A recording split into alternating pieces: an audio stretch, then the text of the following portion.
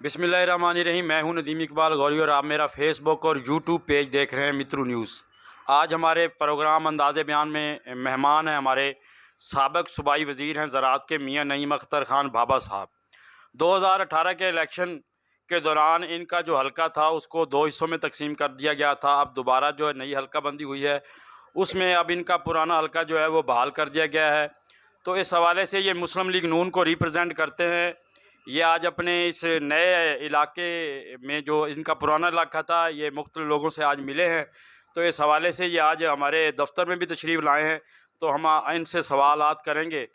मियाँ नईम अख्तर बाबा साहब, आप हमें ये बताइएगा कि क्या आइंदा इलेक्शन आप मुस्लिम लीग नून के टिकट पर ही लड़ेंगे? बिस्मिल्लाहिर्रहमानिर्रहीम। गौरी साहब, पहले तो आपने कहा है कि हल्का 2 हिस्सों में तकसीम हुआ है। 2 हिस्सों में नहीं हुआ था, 3 हिस्सों में तकसीम हुआ था। तो इंशाल्लाह मेरा पूरा प्रोग्राम है मुस्लिम लीग नून से ही इलेक्शन लड़ना है। और मैंने ना पहले जमात छोड़ी थी और ना पहले ही किसी और जमात में जाने का मेरा कोई इरादा था। अगर मैंने जाना होता तो उस वक्त चला जाता जब पीटीआई के बहुत अच्छे हालात थे और मुझे हर तरफ से ऑफ़र्स भी आ रही थी। मगर बार बार जमातें बदलने से इंसान की वो वैल्यू नहीं रहती, क्योंकि मैंने आँख में मुस्लिम लीग नून के ही प्लेटफार्म से खोली थी।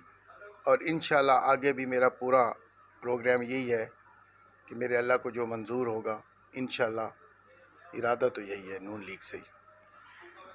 इस वक्त जो महंगाई का तूफ़ान बरपा है, महंगाई बहुत ज़्यादा है, तेल के नर्ख बहुत बड़े हैं और उसके अलावा आम जो अशिया खुर्दोनोश है उसका भी बड़ा असर पड़ा है। तो इसका असर जो है मुस्लिम लीग नून के आने वाले जनरल इलेक्शन में, क्या उसका असर वोट बैंक पर, मुस्लिम लीग के वोट बैंक पर असर नहीं पड़ेगा?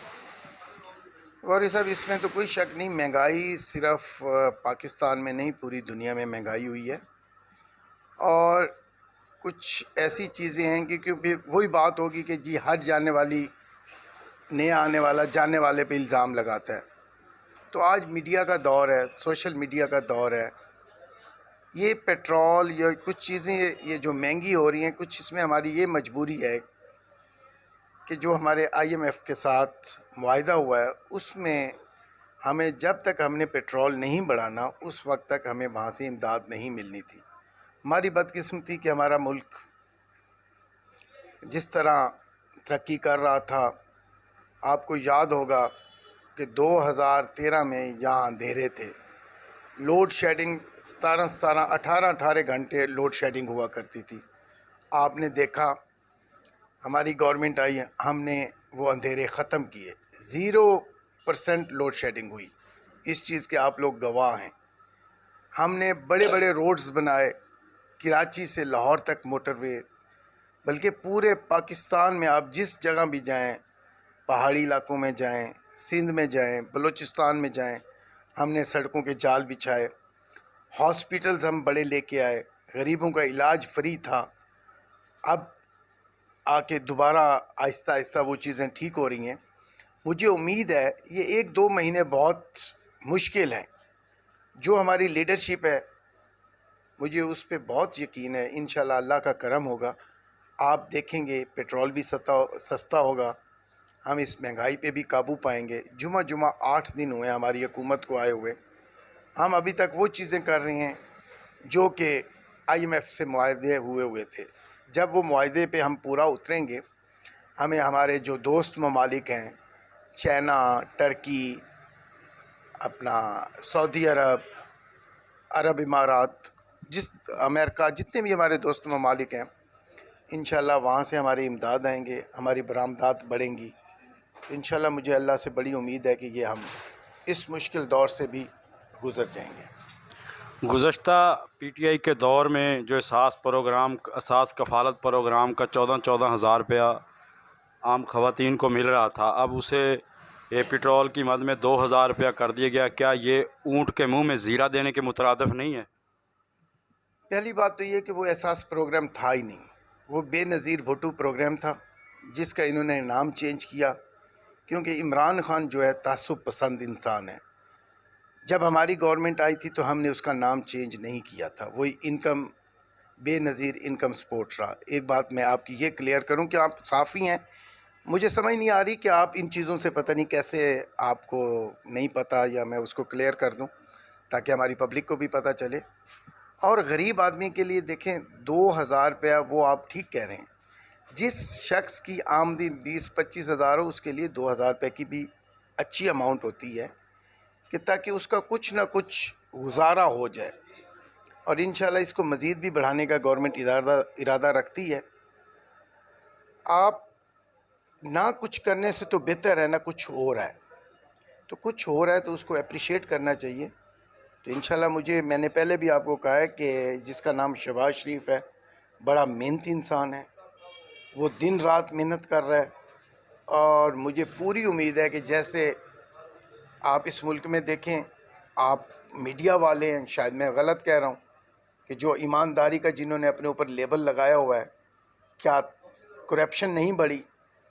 आप हमारे दौर के भी रोड्स देखें और इनके दौर के भी रोड्स देखें, हमारे रोड्स आज भी उसी तरह हैं, इनके टूट फूट का शिकार हो गए हैं। तरक्याती काम बिल्कुल ज़ीरो हुए हैं, लोगों को बेरोज़गार किया है, यू टर्न का वो मास्टर है।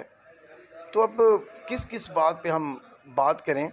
मगर वो कहते हैं ना कि उम्मीद इंसान को होनी चाहिए। मुझे बड़ी अल्लाह से उम्मीद है कि जिस तरह हमारी लीडरशिप बड़ी मेहनत से काम कर रही है, हम इंशाल्लाह इसको कंट्रोल करेंगे। कबल अज़ीं आप एक दफ़ा हमारे इसी दफ्तर में तशरीफ़ लाए थे और आपने एक राय दी थी कि मोहतरमा तहमीना दुल्ताना को चाहिए कि वो ज़िला विहाड़ी को लीड करें, और उन्हें तो वो खुसूसी नशिस्त पर MNA बना दिया जाता है, वो किसी और को मौका दें और ख़ुद इसको लीड करें। इस हवाले से आपका अब क्या तासुरात हैं? जी बिल्कुल, मैं अब भी इसी बात पे कायम हूँ कि वो लीड करें। मगर मुझे कुछ चीज़ों का बाद में एहसास हुआ कि अगर वो स्पेशल सीट पे आएंगी तो वो ज़िले की वो मेहनत खिदमत नहीं कर सकेंगी जो वो जनरल सीट से जीतेंगी। देखें, यहाँ बड़ी लीडरशिप आई हैं, हम भी आए हैं, सब आए हैं। अगर विहाड़ी में अगर कोई सबसे बड़े मेगा प्रोजेक्ट लेके आई है तो वो तहमीना दुल्ताना है। कॉमसेट आपके सामने है, विहाड़ी का हॉस्पिटल 300 बेड का आपके सामने है, इंडस्ट्रियल स्टेट आपके सामने। ये अरबों के मंसूबे हैं जिससे रोज़गार खुलेगा। अगर हमारी गवर्नमेंट न जाती तो हम मेडिकल कॉलेज भी लेके आते। तो मैं इसलिए कहता हूँ कि जो तहमीना दुल्ताना का कद और काट है उसके मुताबिक उनको जनरल सीट से आना चाहिए, ज़िले को लीड करना चाहिए। मैं अपने अल्फाजों पे कायम दायम हूँ, बिल्कुल ज़िले को लीड करना चाहिए और इस ज़िले की पसमानदगी हमें दूर करना चाहिए। और जिस तरह उसका लीडरशिप के साथ ताल्लुकात है, उसमें जो सबसे बड़ी खूबी है वो उसने जब भी आँख खोली है तो मुस्लिम लीग नून में ही खोली है, और आज तक वो मुस्लिम लीग नून में कभी वो लोटा नहीं बनी, किसी और पार्टी में नहीं गई। अब भी नून में है, तब भी नून में है। हमने आज़ाद इलेक्शन भी लड़े। हमारे देखें, सियासतदानों के छोटे छोटे आपस में इख्तलाफात हो जाते हैं। एक घर में छोटी सी फैमिली होती है, उसमें भी इख्तलाफात हो जाते हैं। सियासत नाम ही इख्तलाफात का है। हमारी जो आपस में इख्तलाफात थे वो दूर हो गए, क्योंकि हमारा दोनों के जो हम दोनों नज़रियाती हैं। मैं भी मुस्लिम लीग नून का नज़रियाती हूँ और वो भी मुस्लिम लीग नून की नज़रियाती हैं। तो इस तरह मैं बिल्कुल गौरी साहब अपने अल्फाज पे कायम दायम हूँ। उनको ज़िले को लीड करना चाहिए, स्पेशल सीट पे नहीं, वो जनरल सीट से जीत के आएँ तो ज़्यादा बेहतर होंगी। आप क्या समझते हैं कि आइंदा इलेक्शन इसी साल होंगे या ये टेन्योर है, ये मुद्दत पूरी करेगा? जी देखें, इस बारे में मैं कुछ नहीं कह सकता। पाकिस्तान के हालात आपके सामने हैं, कभी भी यहाँ कुछ हो सकता है। मगर इस वक्त जो करंट पोजीशन है, पाकिस्तान के लिए बेहतर है कि ये गवर्नमेंट टाइम पूरा करे, ये बजट लेके आए। ये बजट बड़ा ही तकलीफ़ दे बजट होना है। हमारे लीडरशिप के बमा जो भी हम नून लीग के लोग हैं, हमारा दिल खून के आंसू रो रहा है। मगर क्योंकि ये कड़वा घूंट मुल्क के लिए हमने एक फ़ैसला किया था कि हमने मुल्क बचाना है या सियासत बचानी है, तो हमने कहा हमने मुल्क बचाना है। जितनी बड़ी कुर्बानी हमें देनी पड़े हम वो कुर्बानी देंगे। ये बजट पेश करेंगे और अगला बजट जो आवाम के लिए होगा तो इंशाल्लाह उसमें बहुत बड़ा रिलीफ होगा। पाकिस्तान के लिए, पाकिस्तान की बका के लिए हमें टाइम पूरा करना चाहिए।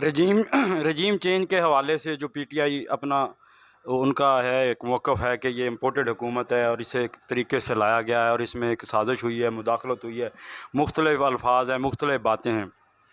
अगर अभी मुस्लिम लीग नून की जो हुकूमत है मियाँ शहबाज शरीफ साहब की, वज़ीर आज़म साहब की, वो ये कह रहे हैं कि मुल्क दिवालिया हो गया, मुल्क का सत्यानाश हो चुका था। बड़े बड़े वो इल्ज़ामात जो है वो मईशत के हवाले से भी वो कह रहे हैं। लेकिन अगर मुल्क का सत्यानाश हो गया था तो क्या ये ज़रूरी नहीं था कि इमरान खान को मुद्दत पूरी करने दी जाती, उसके बाद आप इलेक्शन लड़ते और जो भी मैदान में आता, जो जीत जाता वो हुकूमत करता। ये क्यों अपने गले में डाला गया है, इन्होंने क्यों डाला है अपने गले में? गौरी साहब, पहली बात तो जिनके पास कुछ ना होना, उनके पास कुछ मुल्क के लिए कहने के लिए था नहीं। उनका इम्पोर्टेड हुकूमत ख़त, और मैंने पहले आपको बात की है कि एक तरफ मुल्क था और एक तरफ सियासत थी। अगर हम इसको मुद्दत पूरी ये करने देते तो आज मुल्क कहाँ का कहाँ पहुँच जाता, श्रीलंका से भी बुरे हालात होते। और जब घर का बड़ा होता है और जो मुखलिस लोग होते हैं ना, वो हमेशा कुर्बानियाँ देते हैं। हमने कुर्बानी दी है सिर्फ़ और सिर्फ अपने मुल्क को संभालने के लिए। और मैंने पहले आपको कहा है कि हमें इस चीज़ का पता था कि अगर हम आप इसको 6 महीने और करने देते तो लोग इसको जूते मारते, मगर एक तरफ मुल्क था और एक तरफ तमाशा था। हमने कहा हमने तमाशा नहीं देखना, अपने मुल्क की बगा के लिए हमने ये कुर्बानी दी और मुल्क को संभाला है, और इंशाल्लाह हम संभाल के आपको दिखाएंगे। कुछ ज़राए ये भी कह रहे हैं कि मुस्लिम लीग नून हो सकता है आपको MNA का टिकट दे दे। भैया, ये आप जो कह रहे हैं आप ठीक फरमा रहे हैं कि कुछ ज़राए ये वो लोग हैं जो मेरे और तमीना बीबी के दरमियान में इख्तलाफात डालना चाहते हैं। मेरा कोई इस तरह का MNA लड़ने का प्रोग्राम नहीं। मैंने पहले कहा है कि मुल्क को बचाने के लिए हमने कुर्बानी दी, विहाड़ी को बचाने के लिए तमीना दुल्ताना को लाना बहुत ज़रूरी है। ये थे मियाँ नईम अख्तर ख़ान बाबा साहब, जो हमारे दफ्तर तशरीफ़ लाए और हमें इन्होंने मौका दिया कि हम इनसे चंद सवालात करें, जिनके इन्होंने बड़े अच्छे तरीके से जवाब दिए। शुक्रिया मियाँ नईम अख्तर ख़ान बाबा साहब।